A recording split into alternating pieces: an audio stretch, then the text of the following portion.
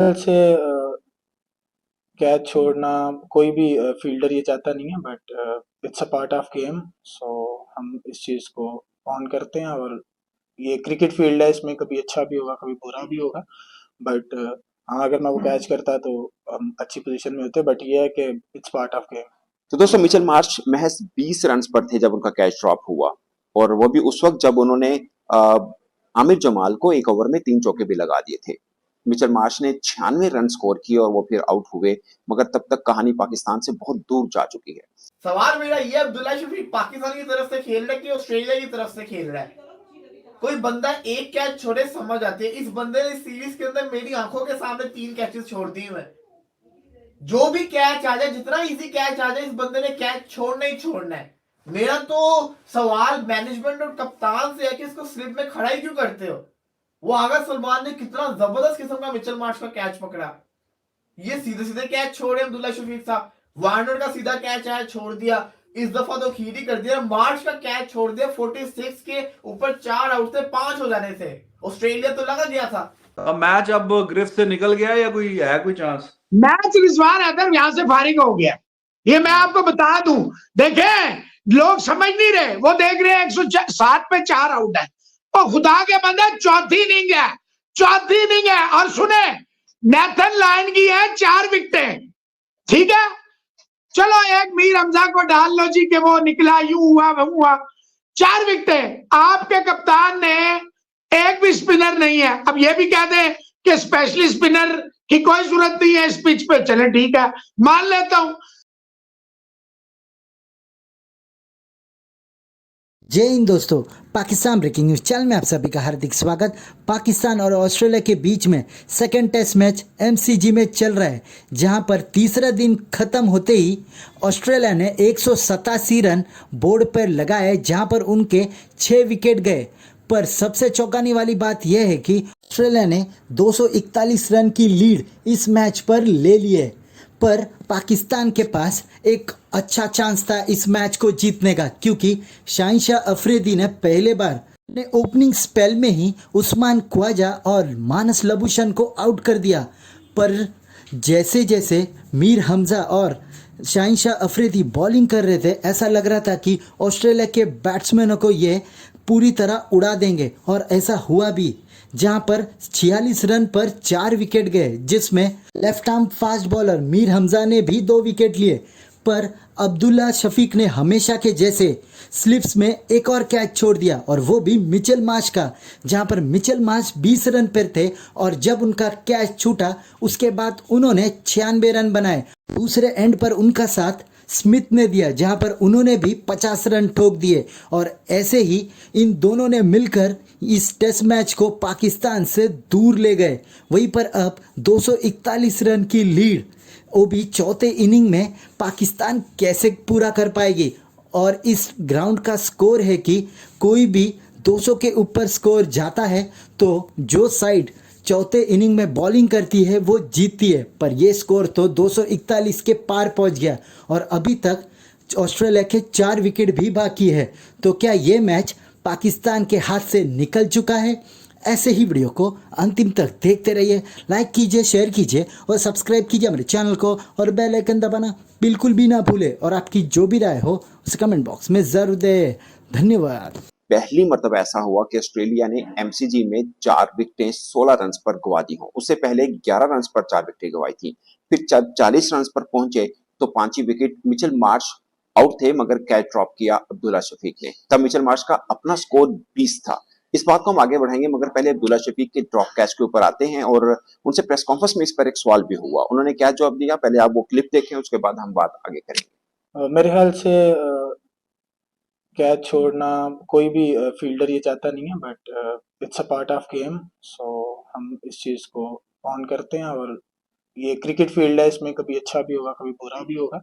But हाँ, अगर मैं वो कैच करता तो हम अच्छी पोजीशन में होते, बट ये है कि इट्स पार्ट ऑफ गेम।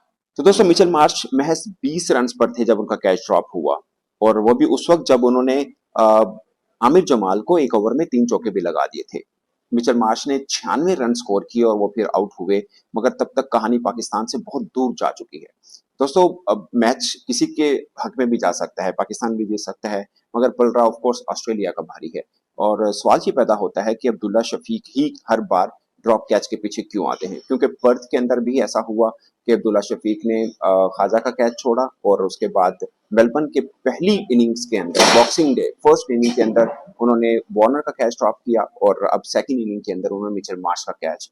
एक टाइम पे तो हमें लग रहा था कि हम ये टेस्ट मैच जीत जाएंगे, हम तो बड़े खुश हो चुके हुए थे, कंबल के अंदर लेटे हुए सुबह सुबह के टाइम जब ये मैच देख रहे थे तब तो बड़े खुश थे कि भाई अब तो मैच जीते ही जीते।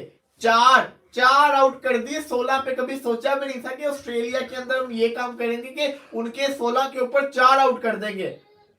आते साथ ही शाहीन शाह अफरीदी ने उस्मान ख्वाजा लेबुशन को आउट किया। उसके बाद मीर हमजा ने जिस तरह का स्पेल किया, ट्रेविस हेड को आउट किया, उसके बाद उसने पहले उसने डेविड वार्नर को आउट किया, फिर ट्रेविस हेड को आउट किया, सबको शॉक करके रख दिया।